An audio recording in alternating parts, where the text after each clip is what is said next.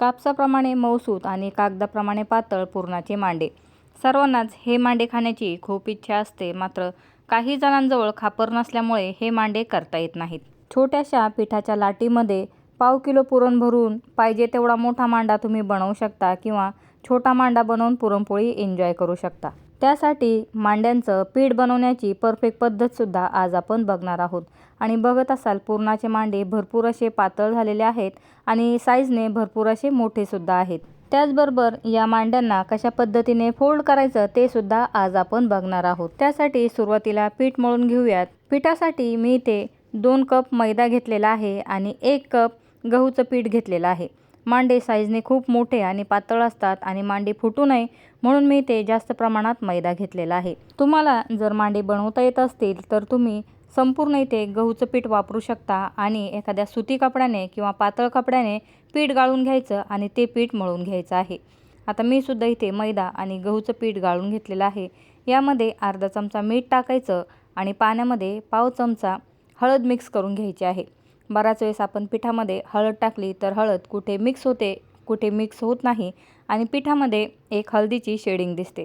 तसं होऊ नये म्हणून मी इथे ग्लासमध्ये हळद टाकून मिक्स करून घेतली आणि थोडं थोडं पाणी टाकत पीठ मळून घ्यायचं आहे. ज्या ग्लासमध्ये आपण हळद टाकून घेतलेली आहे तेवढं पूर्ण ग्लासभर पाणी मला इथे लागलेलं आहे. तर इथे चपातीच्या पिठापेक्षा थोडंसं पीठ नरम मळून घ्यायचं आहे. जेवढं पीठ सॉफ्ट असेल तेवढी पुरणपोळी मऊसूत होणार आहे. पीठ मळून झालं की या पिठाला चमचाभर तेल लावायचं आणि पुन्हा मिनिटभर पीठ मळून घ्यायचं. पिठाला सगळीकडे तेल लावलं की पिठाच्या वरती पापडी येत नाही म्हणून सगळीकडे पिठाला तेल लावून घ्यायचं. फक्त चमचाभरच तेल लावून घेतलेलं आहे. पीठ या पद्धतीने स्प्रेड करायचं आणि या पिठाच्या वरती आपल्याला ओला सुती कपडा झाकायचा आहे आणि 2 तास हे पीठ मुरू द्यायचं आहे. वरतून कपडा झाकताना ओला करूनच झाकायचा आणि सुती कपडाच घ्यायचा आहे. त्यावरती ताट ठेवायचं म्हणजे पिठावरती पापडी येणार नाही. आता इथे अर्धा किलो चणा डाळ घेतलेली आहे. या फुलपात्रामध्ये किंवा वाटीमध्ये 250 ग्रॅम चणा डाळ बसते म्हणून 2 फुलपात्रे भरून मी चणा डाळ घेतलेली आहे. 4 ते 5 पाण्याने चणा डाळ स्वच्छ धुवून घ्यायची. चणा डाळीमध्ये भरपूर असं व्हाईट पाणी निघतं, त्यामुळे चणा डाळ 4-5 पाण्याने धुवून घ्यायची. आता ही डाळ कुकरमध्ये टाकून घेतली आणि डाळ बुडून वरती अर्धा इंच पाणी राहील इतपत डाळीमध्ये पाणी घालायचं आणि चमचाभर तेल घालायचं. चमचाभर तेल घातलेलं आहे तेवढा व्हिडिओ इथे स्किप झालेला आहे. डाळीमध्ये मी हळद टाकली नाही कारण की आपण पिठामध्ये हळद टाकलेली आहे. आणि 6 ते 7 शिट्ट्या या कुकरच्या काढून घ्यायच्या. एखादी शिट्टी जास्त काढायची म्हणजे डाळ चांगली मऊसूत अशी शिजते. आता इथे कुकरची शिट्टी रिलीज झालेली आहे आणि मी इथे टोटल 7 शिट्ट्या काढून घेतलेल्या आहेत. तुम्हाला जर आमटीसाठी डाळीचं पाणी हवं असेल तर डाळ शिजताना आणखीन थोडंसं पाणी घालायचं. आणि इथे बघत असाल डाळ एकदम मऊसूत अशी शिजलेली आहे. कुठेही डाळीला आपण भिजायलासुद्धा घातलेलं नव्हतं. डाळ चांगली मऊसूत शिजली तरच आपलं पुरणसुद्धा परफेक्ट आणि झटपट तयार होतं. आता इथे बघा भरपूर अशी डाळ मऊसूत शिजलेली आहे आणि कुकरमध्ये खाली बघा अजिबात डाळीमध्ये पाणी राहिलेलं नाही आणि डाळ खाली लागलेली सुद्धा नाही. या पद्धतीने डाळ शिजवून घ्यायची. आता मलासुद्धा कटाची आमटी करायची आहे त्यामुळे थोडीशी डाळ साईडला काढून घेतली आणि अर्धा किलो डाळीसाठी मी इथे 300 ग्रॅम कोल्हापुरी गूळ घेतलेला आहे. या गुळामुळे पुरणपोळीला कलर छान येतो आणि चवसुद्धा खूप छान येते. गूळ घेताना बारीक कापून घ्यायचा म्हणजे पुरण पटकन तयार होतं. आता डाळ गरम आहे तोपर्यंतच याच्यामध्ये गूळ टाकून मिक्स करून घ्यायचं. चणा डाळीची पुरणपोळी आवडत नसेल किंवा वाताचे गॅसचे त्रास होत असतील तर मूग डाळीची पुरणपोळी याचासुद्धा व्हिडिओ आपल्या चॅनलवरती पोस्ट केलेला आहे. डिस्क्रिप्शन बॉक्समध्ये लिंक दिलेली आहे. आता गॅसवरती मी हे कुकर ठेवलं आणि मीडियम फ्लेमवरती कंटिन्यू मिक्स करत पुरण इथे भाजून घेतलेलं आहे. पुरण सोडून साईडला जायचं नाही कारण की पुरण लगेच तळाला लागण्याची शक्यता असते आणि पुरण भाजण्यासाठी जाड तळाचं आणि शक्यतो पसरट भांडं घ्यायचं म्हणजे पटकन पुरण तयार होतं. आणि मी इथे मीडियम फ्लेमवरती पुरण भाजून घेतलेलं आहे आणि कंटिन्यू मिक्स केलं त्यामुळे पुरण खाली लागलेलं नाही आणि वेळसुद्धा कमी लागलेला आहे. डाळीमध्ये गूळ मिक्स झाल्यानंतर अर्धा चमचा फ्रेश कुटून घेतलेली वेलची पावडर टाकली, अर्धा चमचा कुटून घेतलेली बडीशोपची पावडर टाकली आणि मिक्स करून घेतलं. आता बघा पुरण तयार झालं की आपल्याला समजत नाही. इथे बघा पुरण कुकरचा जो तळ आहे त्याला सोडायला सुरुवात झालेली आहे किंवा पॅन सोडायला सुरुवात झालेली आहे. म्हणजे एक साईडला मिक्स केलं की खाली बघा एकदम कुकरचा तळ दिसत आहे म्हणजे पुरण तयार आहे आणि पुरणाचा गोळा होण्यास सुरुवात झालेली आहे. पुरण तयार आहे हे ओळखण्याची आणखीन एक पद्धत म्हणजे पुरण एका ठिकाणी गोळा करायचं आणि त्यामध्ये या पद्धतीने चमचा उभा करायचा. चमचा उभा राहिला म्हणजे पुरण तयार आहे. लगेच गॅसची फ्लेम बंद करायची. पुरण खूप कडक करून घ्यायचं नाही, नाहीतर पुरणपोळ्या लाटताना पुरणपोळ्या फुटतात. आता बघा इथे पुरण एकदम मऊसूत असं तयार आहे. खूप कडक पुरण झालं की बघा आपण जोर देऊन पोळी लाटतो आणि 100% मग ती पोळी फुटत असते. आता इथे एक खोलगट भांडं घेतलं, त्यावरती पुरणाची चाळण ठेवायची आणि या पद्धतीने पुरण चाळून घ्यायचं आहे. डाळ चांगली शिजलेली आहे त्यामुळे पुरण पटकन तयार झालं. टोटल 7 मिनिटांमध्येच पुरण भाजून झालेलं आहे आणि डाळ चांगली शिजलेली असल्यामुळे बघा इथे आपल्याला डाळ चाळायला सुद्धा जास्त वेळ लागत नाही. डाळीमध्ये गूळ मिक्स केल्यानंतर टोटल 1.25 किलोपेक्षा सुद्धा जास्त पुरण तयार झालेलं आहे. फक्त डाळ गरम आहे तोपर्यंतच पुरण तयार करून घ्यायचं किंवा पुरण रगडून घ्यायचं. खापरावरची पुरणपोळी खायची असेल तर बघा मार्केटमध्ये बऱ्याच ठिकाणी या पद्धतीचे खापर विकायला येत आहेत. मुंबईमध्ये सुद्धा हे खापर सध्या भरपूर प्रमाणात विकायला येत आहेत. बदलापूरला या पद्धतीचे खापर मिळतात, मात्र हे खापर चुलीवरती चांगलं बसतं. गॅसवरती हे खापर व्यवस्थित ठेवता येत नाही. खापरावरचीच पुरणपोळी खायची असेल, खापर नसेल तर बघा या पद्धतीचा तवा सुद्धा सगळीकडे मिळतो. फक्त 50 रुपयांचा हा तवा आहे. यावर छोट्या पुरणपोळ्या करून खाऊ शकतात. त्यांची चव सुद्धा खापरेवरच्या पुरणपोळीप्रमाणेच लागते. मात्र आज तर आपल्याला पुरणाचे मांडे बनवायचे आहेत म्हणून मी इथे मोठ्या साईजचा एक तवा घेतलेला आहे. बऱ्याच जणांकडे डोस्याचा मोठा पॅन असेल तो घेतला तरी चालेल. बिडाचा तवा असेल तो घेऊ शकता. बघत असाल 13.5 ते 14 इंचाचा हा तवा आहे, म्हणजे भरपूर मोठ्या साईजची पुरणपोळी तयार होणार आहे. आता इथे 2 तास झालेले आहेत. 2 तासाने पीठ उघडलं आणि बघा पुरणपोळीचं पीठ किती मऊसूत असं तयार झालेलं आहे. जेवढा मोठा मांडा करायचा असेल तेवढा मोठ्या साईजचा मांडा तुम्ही या पिठापासून तयार करू शकता. आता या पिठाला थोडंसं मळून घ्यायचं आणि बघा लगेच पिठाचं टेक्स्चर किती मऊसूत असं तयार झालेलं आहे आणि पीठ भरपूर असं चिकट झालेलं आहे. अजिबात पुरणपोळी फुटणार नाही. आता हे पीठ आपल्याला या पद्धतीने फक्त आपटून घ्यायचं. खापराच्या ज्या पुरणपोळ्या केल्या जातात त्याची प्रत्येक लाटी या पद्धतीने आपटली जाते, मात्र आपण डायरेक्ट पीठच म्हणजे संपूर्ण पीठच या पद्धतीने आपटून घ्यायचं आणि बघत असाल पिठाचं टेक्स्चर एकदम मऊसूत झालेलं आहे. फक्त पीठ आपटताना खाली फरशीवर ठेवून आपटायचं आणि भांड्याखाली एखादा कपडा घ्यायचा. किचन वाट्यावरती आपटून घ्यायचं नाही. अगदी नवशिके असाल तरीसुद्धा तुम्ही या पिठापासून पुरणपोळी बनवू शकता. पीठ बनवण्याची साधी सोपी पद्धत आहे आणि अजिबात पोळी फुटणार नाही. आता मांडे बनवण्यासाठी आपल्याला लाट्या बनवायच्या आहेत. पुरणाचे जे मांडे बनवले जातात त्यासाठी लाटी बघा या पद्धतीने आतल्या साईडला फोल्ड करायची.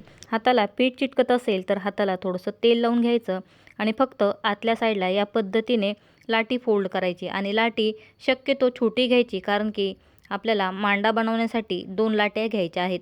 आणि बघा या पद्धतीने एकदम मऊसूत अशा लाट्या बनवून घ्यायच्या आणि पीठ बघा किती मऊसूत झालेलं आहे. त्या पद्धतीने जमत नसेल तर बघा लाटी घ्यायची, हाताने थोडासा जोर देत तिला गोल करून घ्यायचं, तरीसुद्धा लाटी बनवता येते. फक्त ज्या लाट्या बनलेल्या आहेत त्यावरती क्रॅक्स राहू द्यायचे नाहीत आणि एकदम मऊसूत अशा पिठाच्या लाट्या तयार करून घ्यायच्या. या लाट्यांना सुद्धा ओल्या सुती कपड्याने झाकून ठेवायचं. आता मोठी पुरणपोळी करायची आहे म्हणून मी एक परात घेतली. 12.5 ते 13 इंचाची परात आहे आणि त्यावरती एक मोठ्या साईजचा सुती रुमाल घेतलेला आहे. बघत असाल रुमालची साईजसुद्धा भरपूर मोठी आहे. तुम्हाला पुरणपोळी उचलता येत असेल तर रुमाल घेतला नाही तरी चालेल. रुमाल नसेल तर एखादा बटर पेपरसुद्धा घेऊ शकता किंवा परातीला एखादा सुती कपडा बांधून घेतला तरी चालेल. आता इथे मांडा लाटण्यासाठी जे पीठ घेतलं जातं ते बाजरीचं पीठ घेतलं जातं, मात्र माझ्याजवळ बाजरीचं पीठ नाही म्हणून मी इथे गहूचंच पीठ घेतलेलं आहे. आणि बघा कपड्यावरती थोडंसं पीठ टाकायचं, त्यावरती लाटी ठेवायची आणि हाताला पीठ लावत या पद्धतीने या लाटीला पसरट करून घ्यायचं. पीठ एकदम मऊसूत असं तयार झालेलं आहे त्यामुळे अजिबात ही लाटी बनवण्यासाठी वेळ लागत नाही. आता आपल्याला 2 लाट्यांच्यामध्ये पुरण भरायचं आहे. पुरणाचा मोठा गोळा घ्यायचा आणि बघा हे पुरणसुद्धा चांगलं मऊसूत करून घ्यायचं. हाताने दाबत दाबत एकदम सॉफ्ट असा पुरणाचा गोळा तयार करायचा आणि या लाट्यांमध्ये ठेवून घ्यायचा. छोटी पोळी करायची असेल तर लाट्यासुद्धा छोट्या घ्यायच्या आणि पुरणसुद्धा कमी घ्यायचं. आपल्याला इथे भरपूर मोठी पोळी करायची आहे म्हणून लाट्यांची साईज बघितली असेल आणि पुरण तर मी भरपूर घेतलेलं आहे.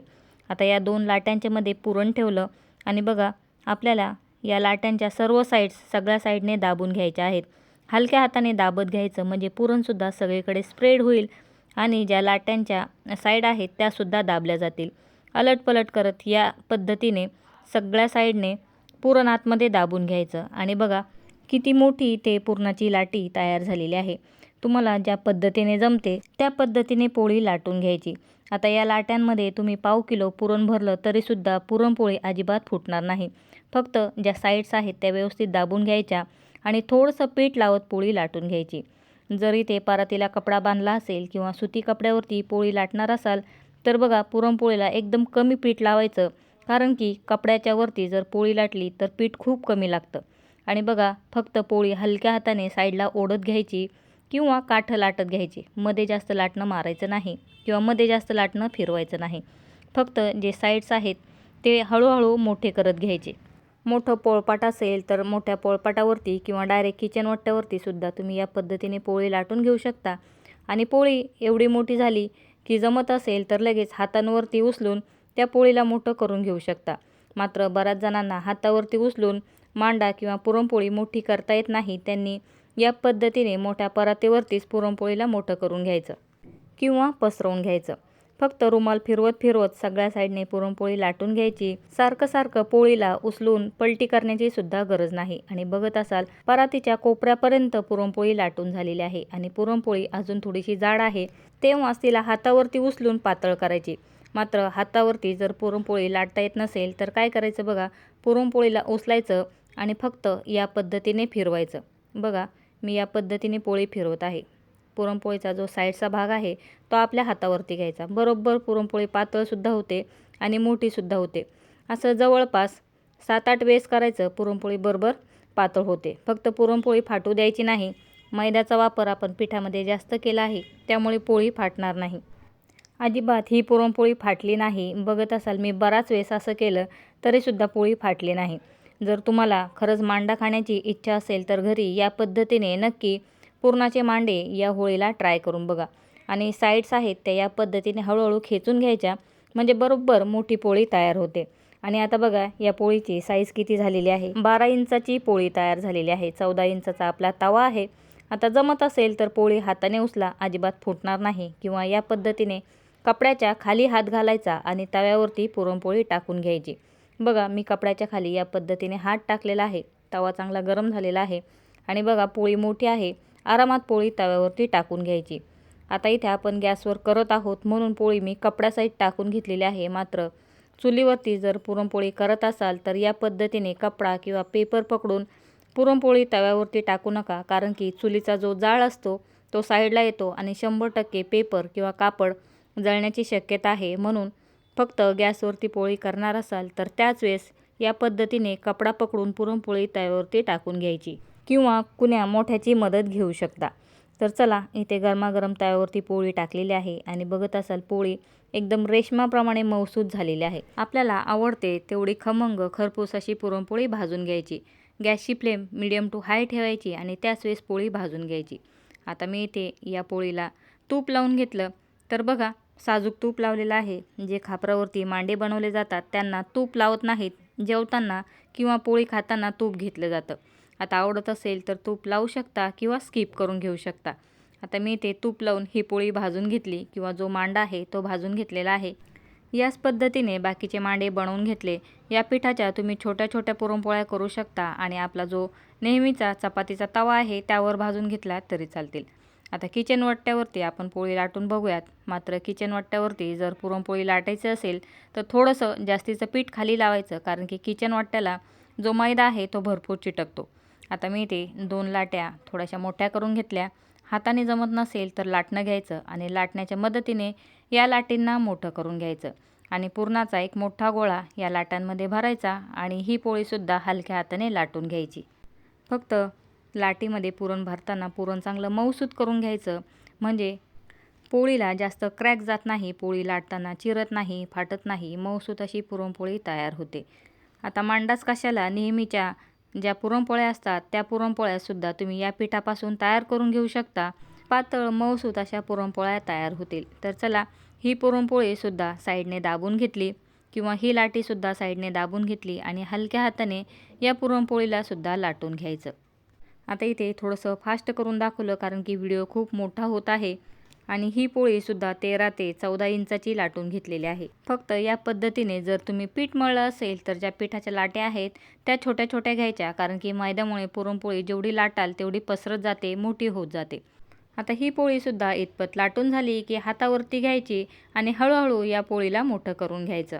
इथे सुद्धा मी पुन्हा दाखवलेलं आहे, या पद्धतीने पोळी हातावरती घ्यायची. बरेच जण हाताच्या कोपऱ्यांवरती पोळी घेतात आणि तिला मोठी करतात, मात्र या पद्धतीने जरी तुम्ही पोळी केली तरीसुद्धा एकदम पातळ पुरणपोळी किंवा मांडा तयार होतो. आणि बघा एकदम पातळ ही सुद्धा पोळी तयार झालेली आहे. आता गरमागरम तव्यावरती ही पोळी टाकून घ्यायची. बघा मैद्याची पोळी आहे त्यामुळे तुटण्याची काही भीती नाही. तवा पुसून घ्यायचा, चांगला गरम झाला की त्यावरती पोळी टाकायची आणि बघा ही पोळीसुद्धा मस्त फुगायला सुरुवात झालेली आहे. पुरणपोळीचं टेक्स्चर बघूनच लक्षात येत असेल पुरणपोळी किती मऊसूत अशी तयार होणार आहे. फक्त पुरणपोळ्या मीडियम टू हाय फ्लेमवरती भाजून घ्यायच्या, म्हणजे पुरणपोळ्या कडक होत नाहीत. आता बघा या पोळीला सुद्धा मी तूप लावून भाजून घेतलेलं आहे आणि पुरणपोळी चांगली टम्म फुगण्यास सुरुवात झाली आहे. पुरणपोळी फुटली असेल, त्यातून वाफ जात असेल तर बघा जिथून वाफ जाते तिथे या पद्धतीने चमचाने दाबून घ्यायचं, म्हणजे पुरणपोळी लगेच फुगते. या पुरणपोळीला सुद्धा साजूक तूप लावून घेतलं. आमच्या घरामध्ये साजूक तूप लावलेल्या किंवा भरपूर तूप लावलेल्या पुरणपोळ्या खूप आवडतात, म्हणून मी तूप लावून घेतलं. तूप आवडत असेल तर लावू शकता, नसेल आवडत तर स्किप केलं तरी चालेल. फक्त पुरणपोळीला साजूक तूप लावायचं, डालडा लावायचा नाही.